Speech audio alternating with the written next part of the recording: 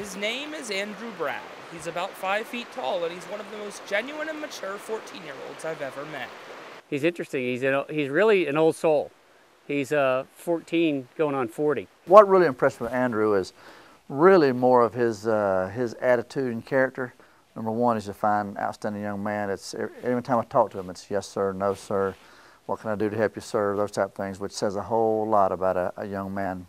Andrew has a poise about him that makes him special, but it's not just his attitude. He's a world-class fly fisherman, and he's dominating the professional circuit. But another trait is really his love of fly fishing. When we first met him, we saw real quick that he was one of the young men that would be an up-and-comer in the fly fishing industry. His age is one thing, which is great. Again, he's young. And two, he has such a passion and a drive for the sport. Andrew got involved in competitive fly fishing after a fishing trip with his father.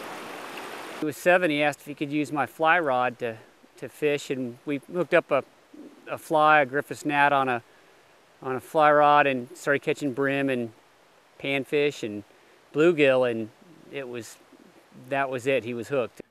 Andrew Brown has quite the story to tell, and in a sport dominated by older men, he clearly fits in. He's very at ease with older people, interacts well because he's had to, because he's wanted to learn more from pros and from guides on fly fishing. He'll call quite a bit and ask questions after questions, you know, and it's things that a lot of times that I look at like, well, you know, people should just know this, but I've got to look at it like, this guy's 13, you know, I've been doing this for 15 years. I call a lot of people. I see what the conditions are, if they've been fishing, what they're taking, and then I go tie flies for what I think they're going to be taking. Andrew has worked very hard, but he's a very thankful person. Father, you know, he takes me out on the river whenever he's home, whenever he can do it, which is a lot.